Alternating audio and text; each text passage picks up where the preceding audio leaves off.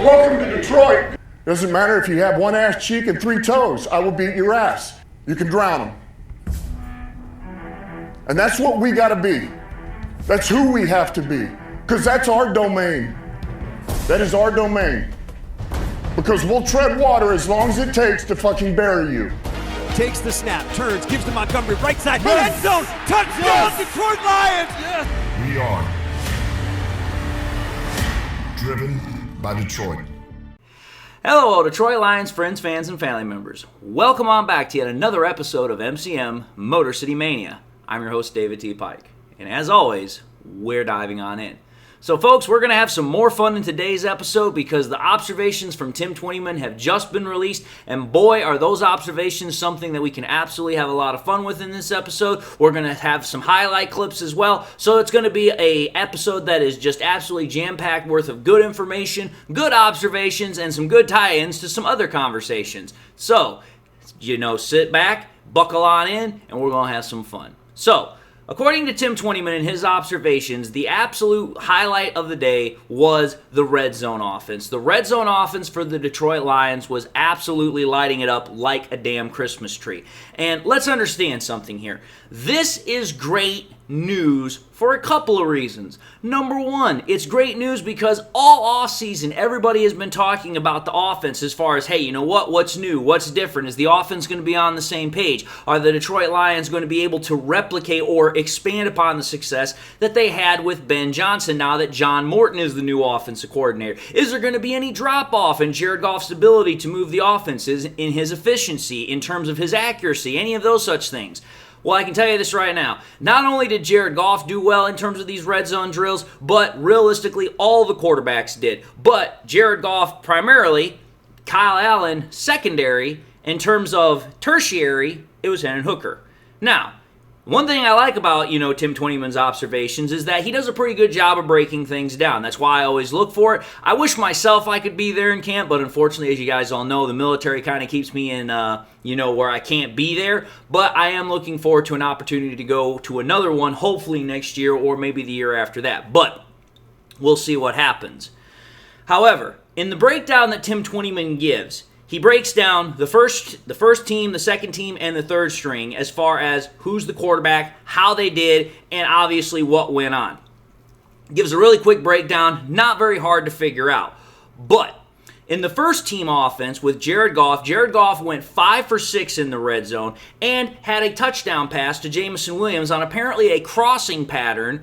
And you know what? That's what you want to hear. First and foremost, you especially like hearing the fact that it's J-Mo that got the touchdown because, again, the other thing that we've been hearing all about this offseason, the other thing we've been hearing about all about this, training camp period is how the Lions are wanting to get Jameson Williams more involved in terms of the offense. How can they find more ways to get him involved in red zone? How can they find more ways to get him involved in just the generic passing game? Because don't get me wrong here. I love seeing Jared Goff uncork an 80-plus yard bomb to Jameson Williams, but what we want to see is more of him being used in a way like, what Amon-Ra St. Brown is. Hey, you know what? You give him like a 15, 20-yard crosser, and then, he just does this all the stuff after the catch stuff that is, absolutely what you want to see.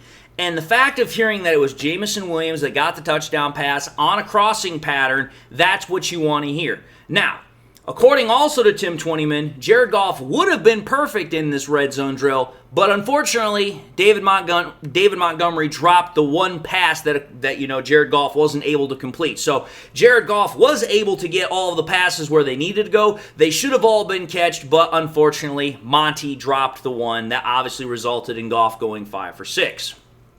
That's the first team. Second team offense was led by Hendon Hooker, which obviously we know how the Lions are doing everything this offseason like they've done every offseason in terms of the quarterback competition. And hey, you know what? One day we're going to have one quarterback go with the second team. The other day we're going to have this quarterback go with the second team. So they're going on and off. Well, today it was going to be Hendon Hooker who was running the second team offense. Hendon Hooker, however, only went 3 for 6. He did have a touchdown. That is good. No reports of an interception, just like with Jared Goff. So again, even more good news. The touchdown was to Tom Kennedy, so I also like hearing that because, hey, you know what? Tom Kennedy's one of those guys that we don't really get to hear a whole lot about. We don't really get to see a whole lot out on the field because, well, he's buried on the depth chart. But you really like hearing him come out and, have a chance to really show what he can do in practice because we really don't see him in terms of the game. But it's nice that he's getting involved in it, and it was a really, apparently, nice throw to the corner of the end zone. But, again, as Tim Twentyman put into his observations, there were quite a couple of throws that Hendon Hooker had that were a little bit on the high side, so they were errant throws. So, again, it's nice to see that Hendon Hooker is getting better, but apparently he still has quite a bit of a long way to go until he has the same type of precision that you're looking for. And the reason why I'm saying that is because when you take a look at the third team offense that went in with Kyle Allen was 100%. He was 6 for 6. Again, had a touchdown, no interceptions. His touchdown was to Brock Wright, the number 2 tight end. And the one thing, though, with the one thing with Kyle Allen is, according to Tim Twentyman, a lot of his passes were these dump-off passes. They're drop-offs. Apparently 4 out of the 6 that he completed were those. But again, what you're hearing there is take what the defense is giving you. Be precise. Be efficient. Don't force anything. So again, what we're seeing here is that Kyle Allen is not just going to simply step aside and have Hendon Hooker be the number 2 quarterback, which is exactly what the Detroit Lions want. They want Hendon Hooker to show that he can earn the job, that he should have the job, and obviously Kyle Allen is pushing him. He is putting pressure on Hooker to perform better every day. But the point of the matter is that, again, it didn't matter if it was Goff with the first team, didn't matter if it was Hooker with the second team, didn't matter if it was Allen with the third team. Every single unit got a touchdown. Every single unit didn't have a turnover. So it was an extremely efficient, very precise offensive display in the red zone from all 3 units. All tallied together, the Lions in the red zone for their offensive efficiency went 14 of 18 for 3 touchdowns, no interceptions. That's what I call excellent work by a red zone offense. And the reason why I talk about this is because, as you guys all know, over the last couple of days, I've been talking about how the Bears offense has been absolutely falling apart in practice. And the reason why this is such great news for me is because of the fact that, again, when you go back to those episodes that I was talking about, what have we been hearing? What have I been telling you guys? Oh, that's right. The Bears offense is absolutely imploding. It's falling apart. Hell, I was just talking about how, freaking Caleb Williams yesterday had 3 or 4 interceptions. Some of those were 7-on-7. Some of those were 11-on-11. But you have to think about it. In the 7-on-7 part that I was talking about, that was red zone work. And those were back-to-back interceptions. So think about this here. Ben Johnson, like I've said, the supposed guru, the supposed, just absolute savant with offensive knowledge, the ability to get the best out of his offensive unit, his offense is struggling. His quarterback can't apparently hit the broadside of a barn in the red zone. Whereas, oh, that's right, our quarterbacks, no interceptions, 3 touchdowns, and when you tally it all up, are damn near perfect. Goff should have been perfect. Kyle Allen was perfect. And even though Hooker was 3 of 6, let's think about this. I know that this wasn't red zone work, but there was a report that came out that Hendon Hooker had a really, really nice throw to rookie wide receiver Isaac Tesla. And the reason why I bring this up is because we actually have a clip of it, which I'm going to show up on the screen. It's going to be in regular speed and also in slow-mo, so that way you guys can get the full, view of it.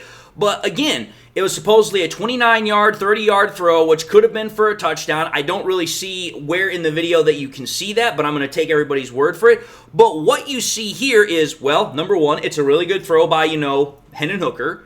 But it's also a really good job by Isaac Tesla. First and foremost, he's catching it with his hands. He's not catching it with his body. That is something that Jared Goff, that's something that Brad Holmes and Dan Campbell, they've all stated that they love about Tesla's catching abilities, that he catches the ball with his hands. He doesn't wait for the ball to come into his body. He goes out and he grabs it. So again, we're seeing that display of talent as to why the Lions wanted to, trade up and draft him. And again, Goff has talked about about how Tesla has been making strides. Campbell has also been talking about that. So again, it already appears that Tesla is going to have some type of a role within this Lions offense. Now, how prominent that role is going to be, we don't know just yet. But it does not appear that he's going to be sitting on the sideline all season. He's definitely going to have a role. He's definitely going to make plays for us. It's just a matter of how much and when he's going to make those plays. But again, when you see that type of a clip, that lets you know that, hey, this guy has the ability to make big plays for us. It's just, again, a matter of how often those become available to him. Now, the other thing that was in this report that really was something that I enjoyed reading, and now I'm going to talk about with you guys, is Tim 21 was also talking about, going from a certain vantage point and seeing the offense kind of come towards the end zone, and he was standing in the back of the end zone behind the goalpost. And he was talking about how he was able to see how Jared Goff was using his eyes to manipulate and look off defenders in the defense. Again, this is what I like to call passing the eye test. And the reason I say that is because one of the things that quarterbacks need to be able to do, and they need to do it with absolute, great efficiency, proficiency, is they have to be able to use their eyes to get defenders to think they're going one way when in reality they're going another. And we've seen Goff do this over the years with the Detroit Lions. I think we saw him do it with I think it was the Eagles game back in 2022, might have been 2023, I can't remember off the top of my head, but we saw him do it then. We've seen him do it with other games, and we have seen how over the years Goff has just gotten really good at doing this. But the fact that he's doing it in training camp and he's doing it against a secondary that, number one, we have heard reports is very physical, it's very sticky in coverage, and it's hard to fit balls into these really tight spaces, that lets you know that Goff is continually expanding upon what he can do. He is fine-tuning his craft. He's getting even better with what he can provide to this offense. And again, this is a particular talent that the elite quarterbacks have the ability to do and do in very good measure. Guys like Peyton Manning were able to do this very well. Tom Brady, Drew Brees, other guys from the past such as Joe Montana. These are guys that were able to use their eyes to manipulate and look off defenders to find ways to either, one, make that window just a little bit bigger to get the ball into, or say, hey, you know what? If you want to cover this guy, that's fine. I'll look that way, and what it'll do is it'll open up a window for somebody else that I know is about to come open. So again, what you're seeing here is the absolute high efficiency, the high execution by this Lions offense that everybody was worried about with, Ben Johnson leaving.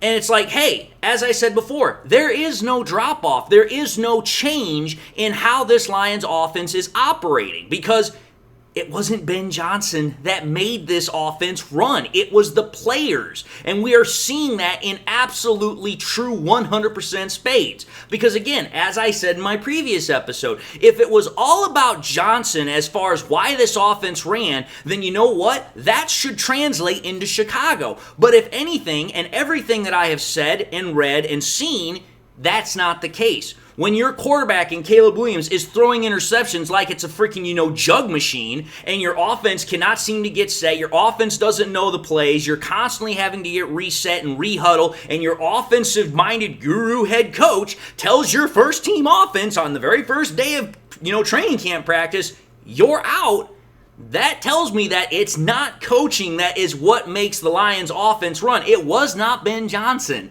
It was Jared Goff. And now, I understand this. It's not all Jared Goff. Obviously, it's the receivers. Obviously, it's the offensive linemen. Dan Campbell, I'm sure, also plays a prominent role in there. Obviously, we cannot forget about David Shaw and his, ability to add to all this. But again, what I'm trying to say here is this. When you talk about who's probably got the lion's share of responsibility as to why the Lions offense was able to do what it was able to do with Ben Johnson, and now what it is continuing to do in camp under John Morton, the common denominator is no longer Ben Johnson. It's Jared Goff. Jared Goff has been there since day one. Jared Goff has been putting in the work. Jared Goff has been helping to develop the receivers, develop the talent that he has.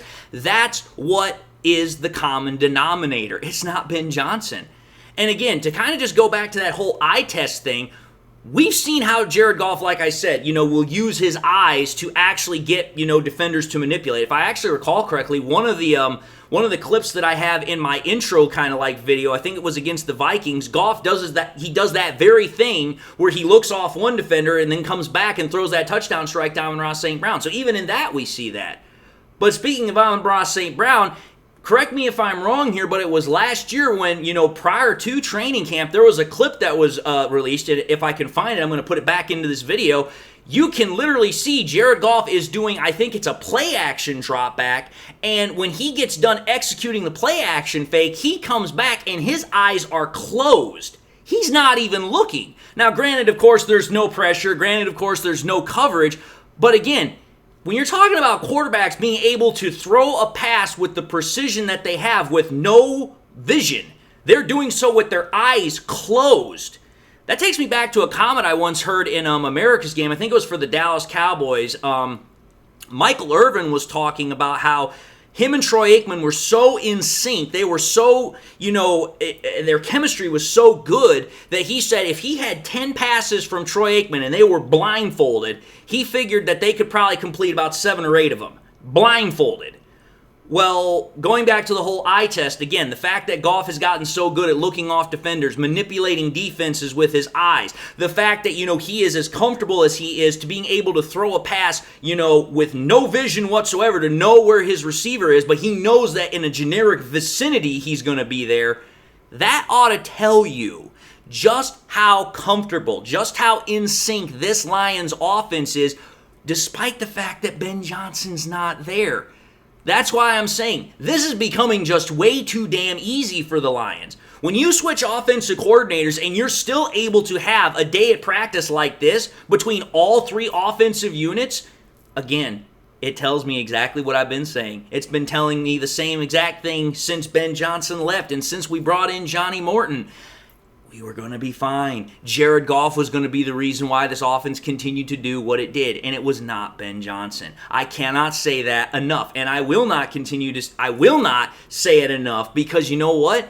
The facts be the facts. The training camp reports are proving it in absolutely giant spades.